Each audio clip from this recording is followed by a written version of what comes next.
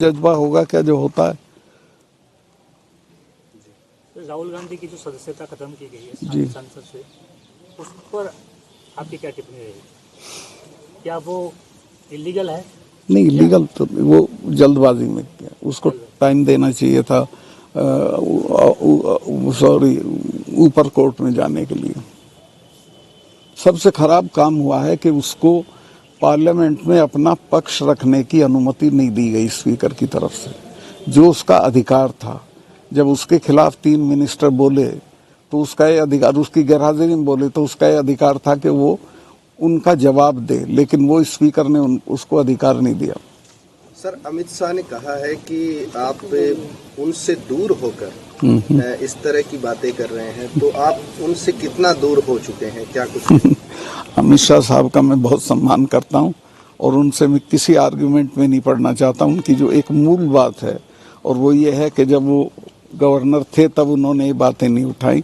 तब पुलवामा भी उठाया था, सेम डे उठाया था, अगले दिन उठाया था, कई बार उठाया था, और किसानों वाले मुद्दे भी मैंने जब मैं गवर्नर था तभी उठाए थे। मैं तो जब प्रधानमंत्री से मिलने जाता था इस्तीफा जेब में रख के जाता था। अगर मेरे से एक बार भी मांगते, चूंकि मैं इस बात का आभारी हूं कि उन्होंने ही मुझे बनाया, और खास तौर से अमित शाह जी कहते तो 1 मिनट में दे देता इस्तीफा। इन 3 चीफ मिनिस्टर्स को मैंने गिरफ्तार किया, कुत्ता भी नहीं भौंका, कोई शोर शराबा कुछ नहीं हुआ। मरना तो इंदिरा गांधी तो सारी सिक्योरिटी के बीच में मर गई थी कि मरना होगा मर जाएंगे। जज्बा होगा क्या जो होता है। राहुल गांधी की जो सदस्यता खत्म की गई है जी संसद से, उस पर आपकी क्या टिप्पणी रहेगी? क्या वो इलीगल है? नहीं, इलीगल तो वो जल्दबाजी में किया, उसको टाइम देना चाहिए था सॉरी ऊपर कोर्ट में जाने के लिए। सबसे खराब काम हुआ है कि उसको पार्लियामेंट में अपना पक्ष रखने की अनुमति नहीं दी गई स्पीकर की तरफ से, जो उसका अधिकार था। जब उसके खिलाफ 3 मिनिस्टर बोले तो उसका ये अधिकार, उसकी गैरहाजिरी में बोले तो उसका ये अधिकार था कि वो उनका जवाब दे, लेकिन वो स्पीकर ने उसको अधिकार नहीं दिया। सर, अमित शाह ने कहा है कि आप उनसे दूर होकर इस तरह की बातें कर रहे हैं, तो आप उनसे कितना दूर हो चुके हैं, क्या कुछ? अमित शाह साहब का मैं बहुत सम्मान करता हूं और उनसे मैं किसी आर्गुमेंट में नहीं पड़ना चाहता। उनकी जो एक मूल बात है और वो ये है कि जब वो गवर्नर थे तब उन्होंने ये बातें नहीं उठाई। तो मैं एक करेक्ट कर दूं, मैंने तब पुलवामा भी उठाया था, सेम डे उठाया था, अगले दिन उठाया था, कई बार उठाया था, और किसानों वाले मुद्दे भी मैंने जब मैं गवर्नर था तभी उठाए थे। तो ये गलत है कि मैं जब पावर से हट गया तब मैंने उठाया। एक तरफ मोदी सरकार बेटी बचाओ बेटी पढ़ाओ अभियान चला रही है, नारा दे रही है, लेकिन जंतर मंतर पर खिलाड़ी धरने पे बैठे। बहुत शर्मनाक बात है, और मैं यहाँ से जाते ही उनसे मिलने जाऊंगा बच्चियों से। कितनी मेहनत करके, कितनी बुरी स्थितियों में वो देश के लिए गोल्ड मेडल लाती हैं, और उनका और कोई भी महिला जब ये कहे कि मेरे आबरू पे हमला किया गया तो बहुत मजबूरी में कहती है, और आप उसकी FIR भी नहीं कर रहे हो और कुछ नहीं कर रहे हो, अपने MP को हटा नहीं रहे हो।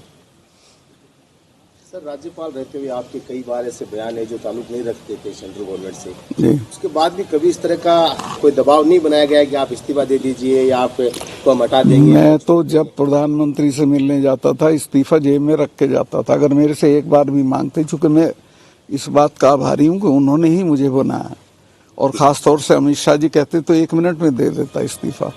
लेकिन मुझे एक आध लोगों ने सलाह दी कि तुम बेवकूफ़ी मत करना, बिना मांगे मत देना, मांगे तो देना। सर, राजनाथ सिंह एक बड़ी शख्सियत भारतीय जनता पार्टी में है। फिलहाल उनके कैरियर को लेकर आप क्या सोच रहे हैं, किस तरफ कैरियर जा रहा है, क्योंकि आप भी काफ़ी बीजेपी के अंदर काफ़ी बड़ी शख्सियत माने जाते हैं। नहीं, मैं उनके कैरियर पे कैसे अभी कहाँ बोल रहा हूँ, मैं बता रहे हैं ना, ये तो मैं तब भी बता रहा था।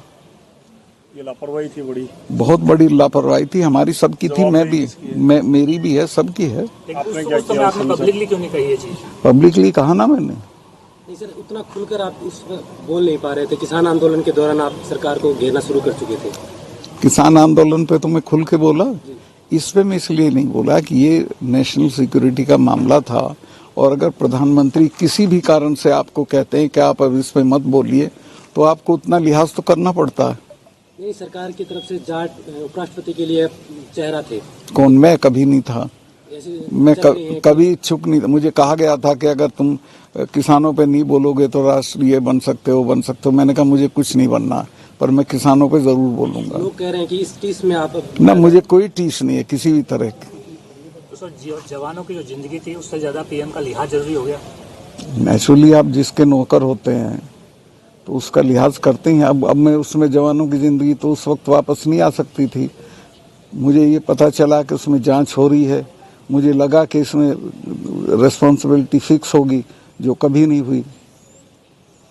सर आर्टिकल 370 हटा, उसके बाद में ये दिखाया जा रहा है, बताया जा रहा है कि वहाँ पर अब अमन चैन है।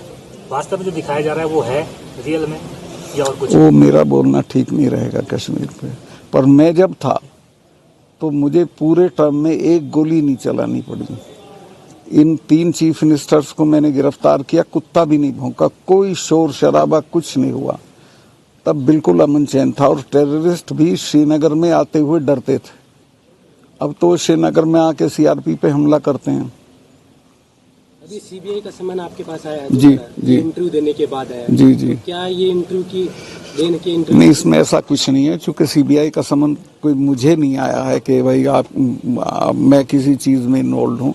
मैंने किसी मामले को खोला था कि इसमें कुछ गड़बड़ थी, तो उसकी जांच हो रही है। उसमें मेरे से कुछ जानकारी लेने के लिए मुझे कहा गया है कि आप अवेलेबल होगे क्या, और वो मेरे ही घर पे आ रहे हैं, मुझे कहीं बुलाया नहीं है। तो अभी आपसे कुछ लोग, संगठन के लोग मिलने आ रहे थे दिल्ली में, उनको भी गिरफ्तार किया गया था, फिर आप थाने में गए थे। वो तो असल में ये जो हमारे यहाँ खाप सिस्टम है, पता नहीं आपके यहाँ है, तो आपके यहाँ भी यहाँ नहीं या नहीं है?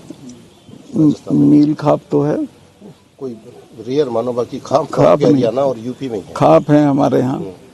तो हरियाणा की खापों ने ये कहा था कि एक दिन हम आके आपको we'll come to express our solidarity with you। आप किसानों के लिए लड़े थे, अब आप लड़ रहे हैं तो हम आपको सहायता करने के लिए आ रहे हैं। तो मैंने उनको कहा कि फलां तारीख में आ जाइए। मेरे घर पे इतनी जगह नहीं थी, वो लोग हो रहे थे, करीब 70 खापों के लोग थे, 300-400 के करीब। तो मैंने उनको, वो सामने एक एरिया है उसका सेक्टर 12 है इसका आर.के. पुरम का, वहाँ उनके खाने का इंतज़ाम कराया, शामियाना लगवाने लगे।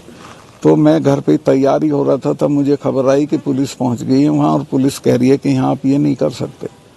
मैं गया तो पुलिस के बड़े अफसर भी थे, डीसीपी, एसीपी, और उनका सब हमें हुक्म है आपका, ये हम यहाँ नहीं होने देंगे। मैं कहा भाई क्यों नहीं होने दोगे, खाना ही तो बना रहे हैं, खाना तो कहीं भी बना के नहीं, ये डीडीए का पार्क है, आपने इजाज़त नहीं ली, और इजाज़त में लेता तो वो देते ही नहीं। तो मैंने कहा भाई तुम फजीता करना चाहते हो तो करो, चलो मैं चलता हूँ, थाने में ही बनेगा अब हमारा खाना। तो हम सब वॉक करके थाने में चले गए, फिर वहीं खाना बना, वहीं खाया। फिर उन्होंने माफ़ी मांगी, फिर उन्होंने ये भी दिया प्रेस को कि हमने कभी उनको वो नहीं किया, डिटेन नहीं किया।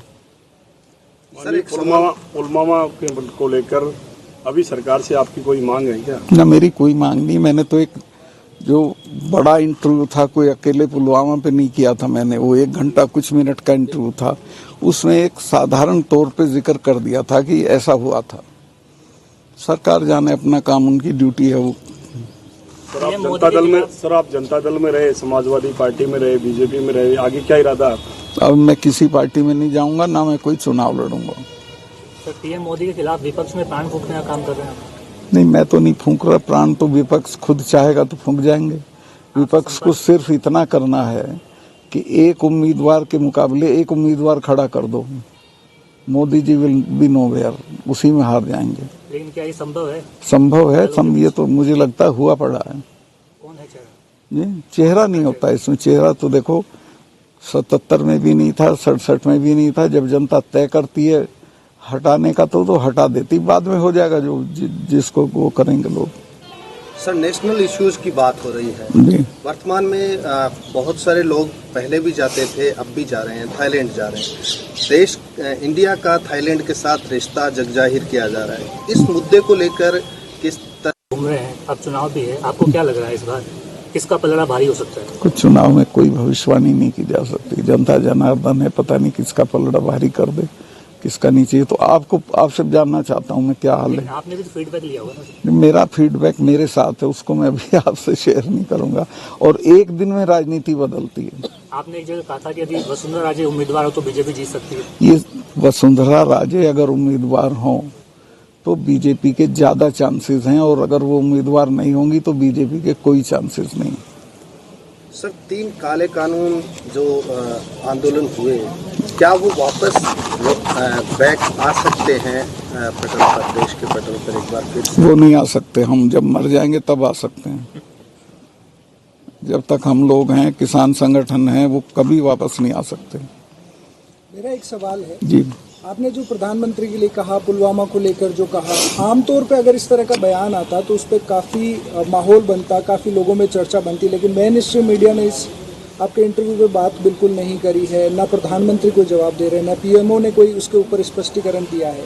क्या लगता है आपको जब आप इस तरह की स्थिति देखते हैं कि इतनी बड़ी बात बोलने के बाद? मेरी जानकारी ये है, देखिए सोशल मीडिया ने तो कोई कमी नहीं की है।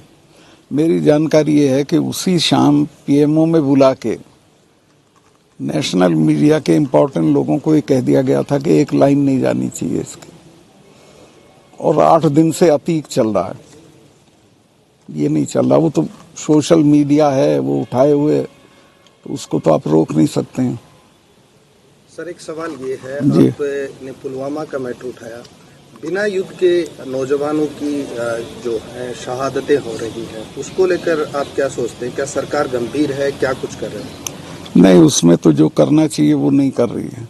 मैं तो सबसे पहले तो ये जो इन्होंने शुरू किया है अग्निवीर, मैं इसका आलोचक हूँ। ये गलत है। ये फौज को खत्म करने का दो साजिशें हैं सरकार की। खेती खत्म कर दो, खेती को बिना मुनाफे की कर दो ताकि किसान छोड़ भागें, और फिर इसको कॉरपोरेट को दे दो। इसी तरह से इनके बच्चे फौज में जाते थे, फौज को निरर्थक कर दो। अब ये बताइए 4 साल के लिए कौन अपनी जान देने जाएगा? कैसे कमेंट कर सकता हूँ? वो प्रधानमंत्री के सीरियस उम्मीदवार हैं और उनके भाग्य में होगा तो हो जाएंगे। सर, चूंकि वो पर हस्ताक्षर का मुद्दा छाया हुआ था, एक का नाम आपने लिया था, दूसरा कौन है जो संघ से जुड़े हैं? देखिए, ये 2 फाइलें नहीं थी, 2 मामले थे। एक था इंश्योरेंस का और एक था एक हाइडल प्रोजेक्ट का। तो हाइडल प्रोजेक्ट में संघ का कोई आदमी नहीं था। हाइडल प्रोजेक्ट में जो आदमी था वो प्रधानमंत्री जी के काफी नजदीक है। वो मैंने उन्होंने मेरे से कई बार कहा था, भाई तुम उससे मिले नहीं मिले, हसीब द्राबू उसका नाम है। तो मैं एक दिन मिल लिया, तो उसने फिर कहा कि आपने बड़ा बुरा किया, हमारा वो खत्म कर दिया, पर हम तो करा लेंगे। तो मैंने प्रधानमंत्री जी को दूसरे तीसरे दिन जब मिलने गया तो मैंने कहा साहब वो मिल लिया मैं हसीब द्राबू से, वो तो ऐसे ऐसे दलाली का केस ले रहा था, मैंने तो मना कर दिया, मैं तो नहीं करूंगा। तो उन्होंने ही सपोर्टेड में कि ठीक किया तुमने।